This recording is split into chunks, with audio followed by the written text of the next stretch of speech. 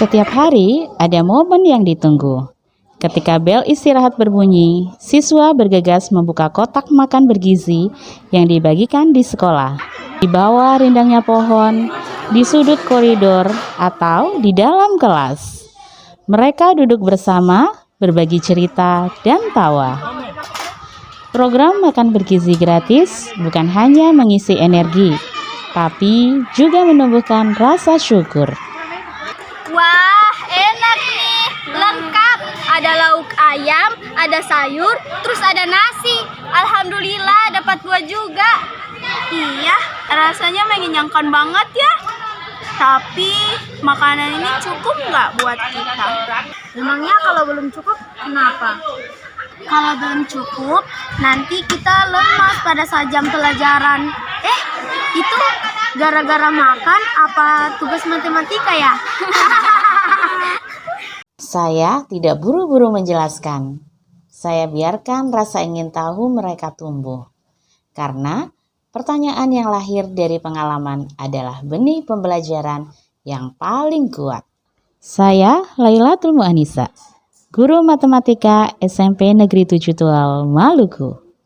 Disinilah saya menyaksikan bagaimana rasa penasaran menjadi pintu masuk menuju pembelajaran yang bermakna. Assalamualaikum warahmatullahi wabarakatuh. Waalaikumsalam. Kabarnya hari ini? Alhamdulillah. Anak-anak, kemarin Ibu sempat dengar ada percakapan antara beberapa siswa di kelas ini. Iya Ibu, kemarin kami bahas tentang apakah makanan yang kita makan tuh gizinya cukup apa tidak. Saya Bu, kalau pas MBG pasti bergizi dong, enak kan? Di rumah pun masakan mama juga enak. Saya Bu, tapi banyak juga sih. Kita makan enak, tapi tahu nggak sih beberapa banyak gizi yang kita kurangkan. Percakapan singkat ini mencerminkan kesadaran awal siswa terhadap pentingnya komposisi makanan sehat.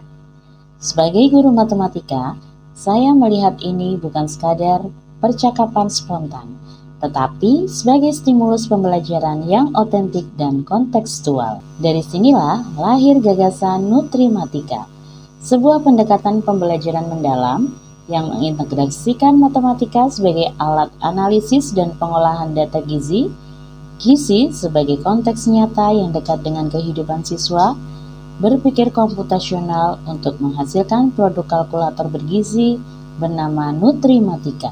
Melalui pembelajaran ini, siswa tidak hanya belajar menghitung banyaknya lauk dan sayur yang mereka butuhkan, tetapi juga merefleksikan pola makan mereka, menyusun rekomendasi menu sehat, dan mengembangkan produk digital yang bermanfaat bagi komunitas sekolah.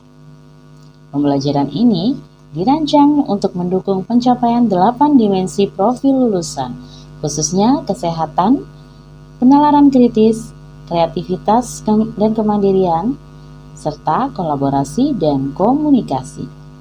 Selain itu, Nutrimatika juga berkontribusi pada pencapaian Sustainable Development Goals.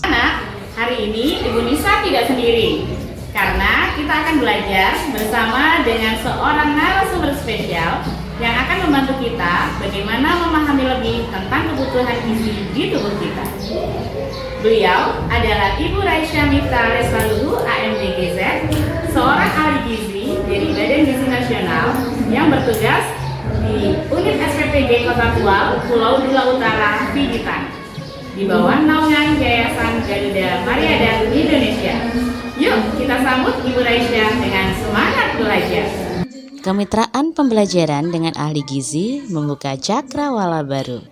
Siswa tidak hanya belajar dari guru, tapi juga dari praktisi yang hidup di dunia nyata. Ini adalah bagian dari pembelajaran mendalam yang bermakna, berkesadaran, dan menyenangkan. Hari ini kita akan melakukan kegiatan yang juga bisa dikaitkan dengan Sustainable Development Goals atau tujuan pembangunan berkelanjutan. Hari ini kalian akan menjadi seorang perancang yang menyusun anggaran atau menu sehat untuk keluarga. Di rumah ada 4 orang, ayah 35 tahun, kemudian anggaran belanja maksimal adalah Rp60.000. Tugas kalian adalah menyusun kombinasi lauk dan sayur yang memenuhi kebutuhan kalori dan protein masing-masing anggota keluarga. Coba 5 lauk B dan 5 sayur B ya. Murah sih, tapi gizinya jauh dari cukup.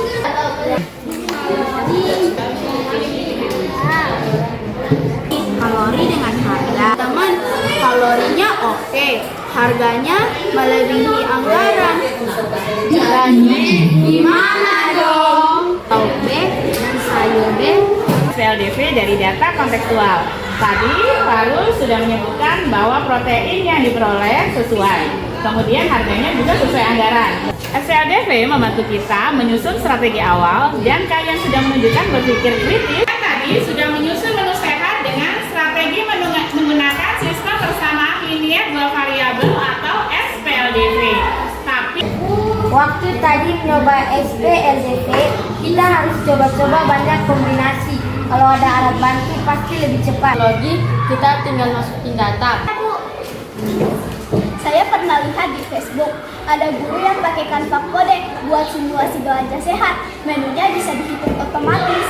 Tapi Fatma, berarti kita bisa bikin program yang menghitung kalori dan harga. Kalau kita masukkan data menu ke Canva kode, lalu buat logika perhitungan, kita nggak perlu hitung manual lagi. Bu, kita kasih input, lalu program kasih output yang sesuai. Dulu kayak urutan begitu kan? tepat sekali. Dari matematika ke teknologi, dari SPLDV ke algoritma, dari menu sehat ke SDGs. Murid tidak hanya belajar menghitung, tapi juga belajar menyusun logika, berpikir sistematis, dan memanfaatkan teknologi untuk menyelesaikan masalah nyata.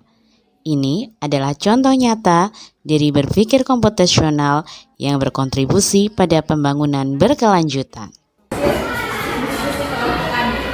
Tadi kami menyusun menu makan Dua persamaan, satu untuk kalori dan satu untuk harga.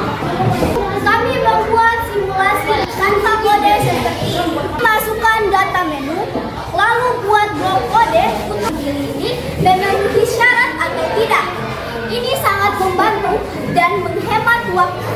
Terima kasih kelompok 1, kalian menunjukkan proses berpikir yang sistematis dan Ibu sangat senang kalian bisa mengaitkan jawab secara lisan beberapa pertanyaan yang akan Ibu ajukan. Menarik buat saya adalah saat menyusun persamaan SPLDV hanya seperti memecahkan masalah nyata. Canva kode sangat membantu. Kami bisa langsung tahu apakah kombinasi menu memenuhi kalori dan protein tanpa hitungan manual. Simulasinya juga bisa diubah-ubah dengan cepat. Hubungan dengan SDG 2 karena kita belajar menyusun menu bergizi.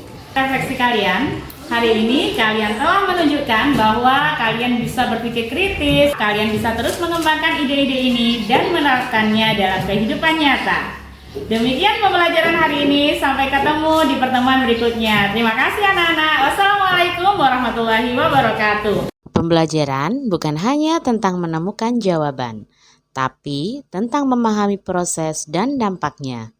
Hari ini, anak-anak belajar menyusun strategi, menggunakan teknologi, dan mengaitkan pembelajaran dengan tujuan global. Mereka tidak hanya belajar matematika, tapi juga belajar menjadi warga dunia yang bertanggung jawab. Inilah esensi dari pendidikan berkualitas, membekali siswa dengan keterampilan untuk hidup, berpikir, dan berkontribusi.